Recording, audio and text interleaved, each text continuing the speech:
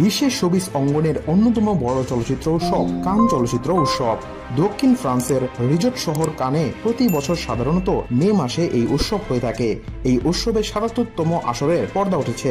১২ দিনব্যাপী আনন্দ ঘন পরিবেশে তারকাদের এই মিলন মেলা চলবে ২৫ মে পর্যন্ত। এ উপলক্ষে হলিউড বলিউড সহ বিশ্বের নামি দামি তারকায় ভরে ওঠে কান শহর। প্রথমবারের মতো এবার কান চলচ্চিত্র উৎসবে গিয়েছেন বাংলাদেশের জনপ্রিয় অভিনেত্রী আসনা হাবিব ভাবনা। বুধবার ভাবনা নিজের ভেরিফাইড ফেসবুক আইডিতে ছবি পোস্ট করেছেন, যেখানে তাকে নজর কাটা পোশাক ও চোখ ধাঁধানো অভিনব লুকে দেখা গেছে।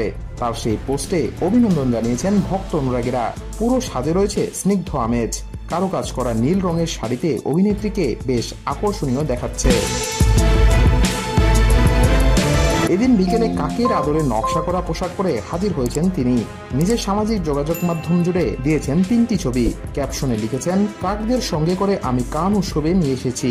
সেই পোস্টের নিচে অনেকেই প্রশংসা করেছেন তার পোশাকের, অনেকেই শেয়ার করেছেন ভাবনার সেই ছবি। ভাবনার অনেক দিনের ইচ্ছা ছিল তিনি কান চলচ্চিত্র উৎসবে অংশ নেবেন।